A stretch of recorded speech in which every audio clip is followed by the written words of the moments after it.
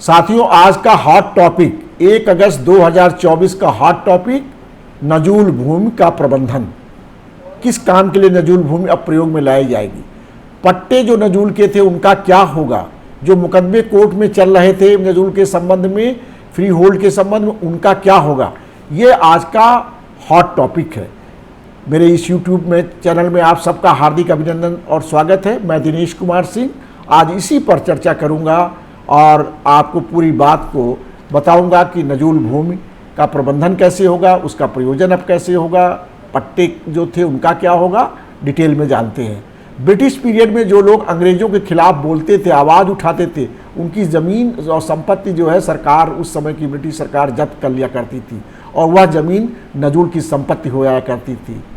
नजूल का प्रबंधन देश की आज़ादी के बाद, उसके लिए नजूल के प्रबंधन के लिए उत्तर प्रदेश नजूल मैनुअल 1949 बनाया गया और उसके अनुसार नजूल भूमि का प्रबंधन उत्तर प्रदेश में किया जाता रहा है। साथियों, आज उत्तर प्रदेश की विधानसभा में उत्तर प्रदेश नजूल संपत्ति लोक प्रयोजनार्थ प्रबंध और उपयोग अधिनियम 2024 पास हो गया।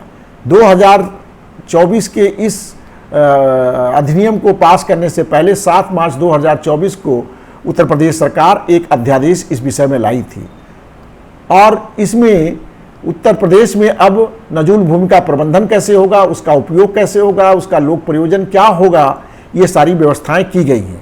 इसमें नजूल भूमि का मतलब भी समझाया गया कि नजूल भूमि क्या है। कोई भूमि या भवन जो सरकार द्वारा अनुरक्षित सार्वजनिक अभिलेख के आधार पर सरकारी संपत्ति है, वह नजूल है।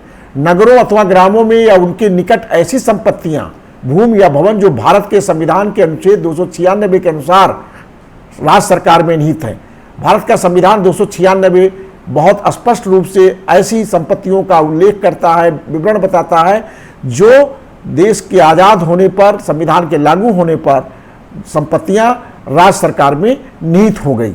इसके बारे में अलग से इस अनुच्छेद के बारे में चर्चा करते हैं। भूमि या भवनों के ऐसे सभी टुकड़े जिनके संबंध में तत्कालीन सरकार ये अनुदान अधिनियम 1895 के अधीन या तत्कालीन ब्रिटिश सरकार के किसी कार्यकारी प्राधिकारी द्वारा अनुदान निष्पादित किया गया था। उस समय सरकार जो कांग्रेस ब्रिटिश की थी, वह भी जो ऐसी संपत्तियों को लोगों को पट्टे पर देती थी, अनुदान के रूप में देती थी, तो ऐसी जमीन भी जो है नजूल भूमि है। साथियों, भूमि का कोई भी टुकड़ा जो निजी भूमि नहीं है, मतलब किसी की व्यक्तिगत नहीं है और जिसके संबंध में किसी भी विधि के लिखत के अधीन पट्टे, लाइसेंस या अधिभोग के अधिकार दिए गए हैं, ऐसी भूमि भी नजूल भूमि है। परंतु इसमें वह संपत्ति नहीं आएगी जो राजस्व परिषद, सिंचाई विभाग या वन विभाग के नियंत्रण में राज्य संपत्ति के रूप में प्रशासनिक नियंत्रण में है। इसमें वह भूमि भी नहीं आएगी जो केंद्र सरकार के रक्षा, डाक, टेलीग्राफ, रेलवे या किसी भी विभाग के नियंत्रण में, उसमें यह भूमि भी नहीं आएगी। इस प्रकार मैंने आपको नजूल भूमि का क्या तात्पर्य है यह स्पष्ट कर दिया। अब आर्टिकल 296 में जो नजूल भूमि के संबंध में, सरकारी संपत्ति के संबंध में कहा गया है, उसको मैं आपके बीच में स्पष्ट करता हूं। आर्टिकल 296 संविधान का कहता है कि यह ऐसे संपत्ति पर लागू होता है जो अन्यथा स्कीट, लैप्स, बोना वैकेंसिया जैसी चीजों के कारण सरकार की हो सकती है। ये बड़े टेक्निकल शब्द हैं, स्कीट, लैप्स, बोना वैकेंसिया। स्कीट क्या है?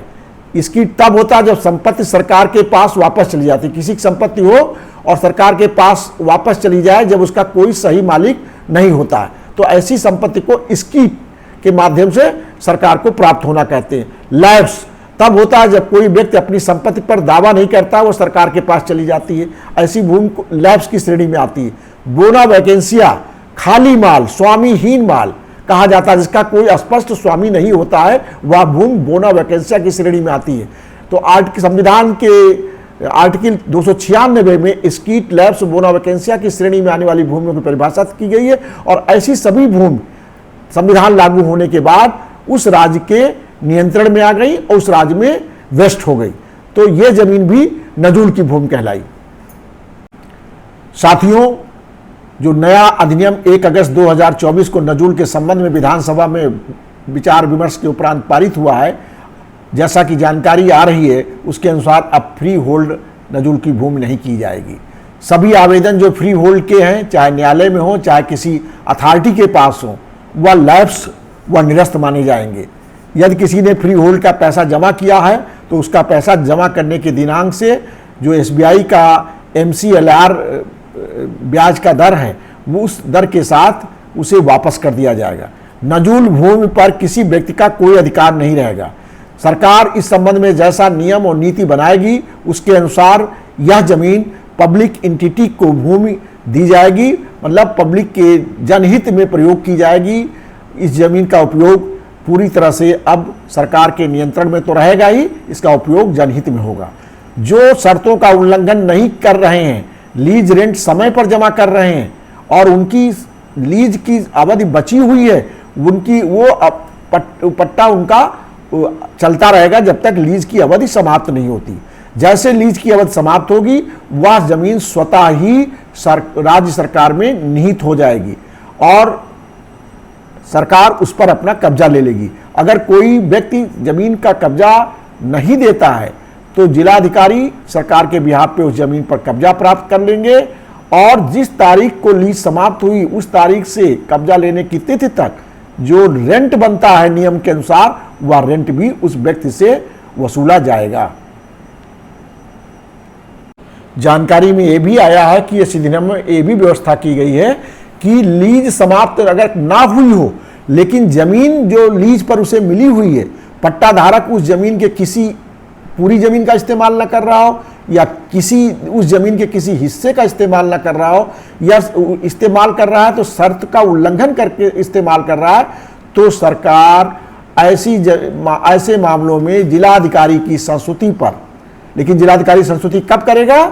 जब वो उस पक्ष को सुन भी लेगा, उसको सुनवाई का अवसर प्राप्त देगा। सुनने के बाद तो जिलाधिकारी की संस्तुति पर वह जमीन जो हिस्से जिसका प्रयोग वो नहीं कर रहा है वह वापस ले सकती है या उस जमीन के संबंध में अगर शर्तों का उल्लंघन हो रहा है तो उसकी अवधि को कम कर सकती है।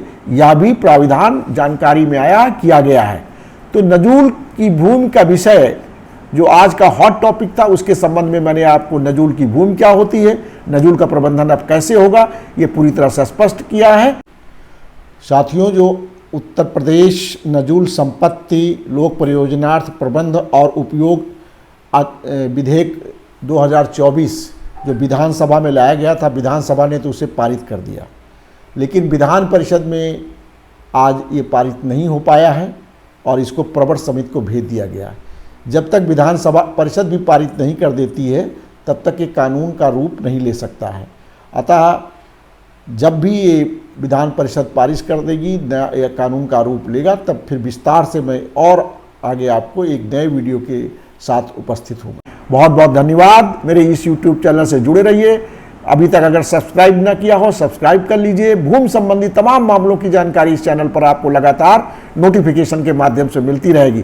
साथियों, ये भी अवगत कराना है कि मेरा इस चैनल उन सभी अधिकारी, कर्मचारी, प्रधान, समाजसेवी सबके अच्छे कामों को प्रदर्शित करने के लिए भी है।